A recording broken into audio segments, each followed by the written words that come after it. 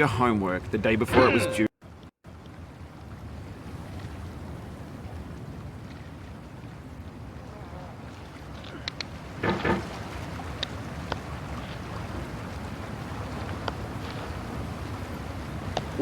There's no feeling more intense than starting over. If you deleted your homework the day before it was due, as I have, or if you left your wallet at home and you have to go back after spending an hour in the commute.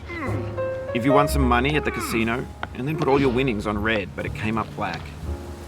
If you got your best shirt dry cleaned before a wedding and then immediately dropped food on it. If you won an argument with a friend and then later discovered that they just returned to their original view. Starting over is harder than starting up. If you're not ready for that, like if you've already had a bad day, then what you're about to go through might be too much. Feel free to go away and come back. I'll be here. Alright, thanks for coming with me on this trip. I'll understand if you have to take a break at any point. Just find a safe place to stop and quit the game. And don't worry, I'll save your progress, always, even your mistakes. This game is a homage to a free game that came out in 2002, titled Sexy Hiking. The author of that game was Jazuo, a mysterious Czech designer who was known at the time as the father of B games. And B games are rough assemblages of found objects. Designers slap them together very quickly and freely, and they're often too rough and unfriendly to gain much of a following. They're built more for the joy of building them than as polished products. In a certain way, Sexy Hiking is the perfect embodiment of a B game. It's built almost entirely out of found and recycled parts, and it's one of the most unusual and unfriendly games of its time. In it, your task is simply to drag yourself up a mountain with a hammer. And that act of climbing, in the digital world or in real life, has certain essential properties that give the game its flavor. No amount of forward progress is guaranteed. Some cliffs are too sheer or too slippery. And the player is constantly, unremittingly in danger of falling and losing everything. Anyway, when you start Sexy Hiking, you're standing next to this dead tree that blocks the way to the entire rest of the game. It might take you an hour to get over that tree, and a lot of people never got past it. You prod and you poke at it, exploring the limits of your reach and your strength, trying to find a way up and over.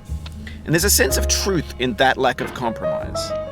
Most obstacles in video game worlds are fake. You can be completely confident in your ability to get through them once you have the correct method or the correct equipment or just by spending enough time.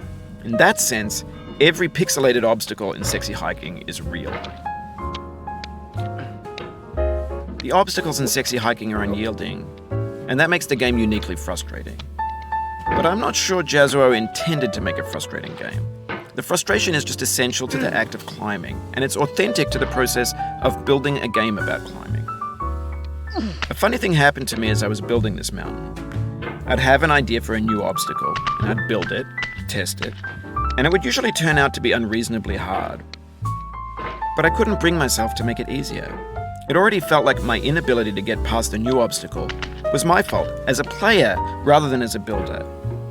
Imaginary mountains build themselves from our efforts to climb them, and it's our repeated attempts to reach the summit that turns those mountains into something real.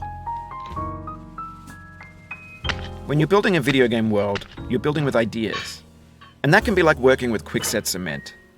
You mold your ideas into a certain shape that can be played with, and in the process of playing with them, they begin to harden and set until they're immutable, like rock.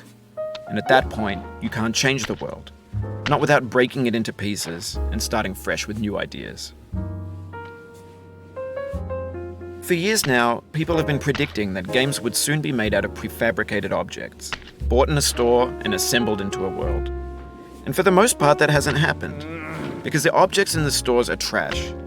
I don't mean they look bad or that they're badly made, although a lot of them are. I mean they're trash in the way that food becomes trash as soon as you put it in the sink. Things are made to be consumed and used in a certain context, and once the moment is gone, they transform into garbage. In the context of technology, those moments pass by in seconds. Over time, we've poured more and more refuse into this vast digital landfill that we call the internet.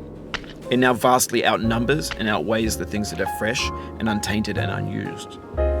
when everything around us is cultural trash, trash becomes the new medium, the lingua franca of the digital age. And you can build culture out of trash. But only trash culture. B games, B movies, B music, B philosophy. Maybe this is what digital culture is. A monstrous mountain of trash, the ash heap of creativity's fountain. A landfill with everything we ever thought of in it. Grand, infinite, and unsorted. There's 3D models of breakfast, Gen X's fanfic novels, scan magazines, green screen Shia LaBeouf, banned snuff scenes on LiveLeak. Facebook's got lifelike bots with unbranded adverts and candid shots of Kanye and Taylor Swift mashups, car crash epic failed GIFs, Russian dashcam vids, discussions of McRibs, discarded, forgotten, unrecycled, muddled, rotten, untitled. Everything's fresh for about 6 seconds, until some newer thing beckons, and we hit refresh. And there's years of persevering disappearing into the pile, out of style, out of sight. In this context, it's tempting to make friendly content that's gentle, that lets you churn through it but not earn it. Why make something demanding if it just gets piled up in the landfill, filed in with the bland things? When games were new, they wanted a lot from you.